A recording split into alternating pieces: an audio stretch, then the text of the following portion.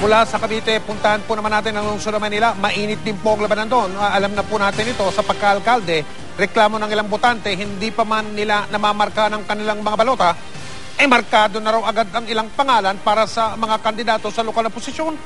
Mula sa lungsod ng Maynila, nakatutok live si Susan Enrique. Susan? May gaya sa ibang presinto, ilang PCOS machine nag-malfunction dito sa Padre Burgos Elementary School sa Santa Mesa, Maynila. Pero bukod sa PCOS malfunction, iba naman ang naranasan ni Raymond Ramirez sa Precinct 2595. Nang iabot daw sa kanya ng Board of Election Inspectors ang balota, may shade na raw ang pangalan ng mga local candidate.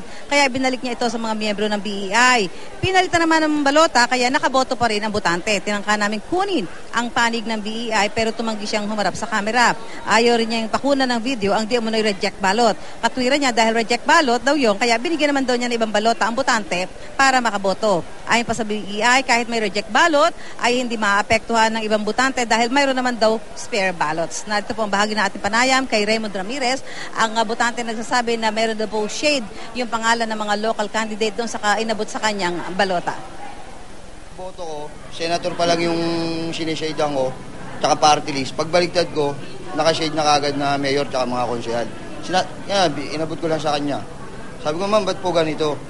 May naka-shade na kagad, di ko pa naman po sinashadean. Tapos yan, pinaboto na lang nila ako. Binigay ko na lang dun ulit, bumoto na lang ulit ako. Nilagay sa envelope. So yan Mike, ang ilan sa mga sitwasyon dito at meron pa rin mga nagpaparating sa atin dito ng ganito mga reklamo at i-verify natin yan at kukunan din natin ng pahayag yung mga miyembro ng BEI kung bakit kung meron ng ganitong klase ng mga balota na sinasabing shaded na yung pangalan ng ilang mga kandidato. Mike, Mel? Maraming salamat, Susan Enriquez.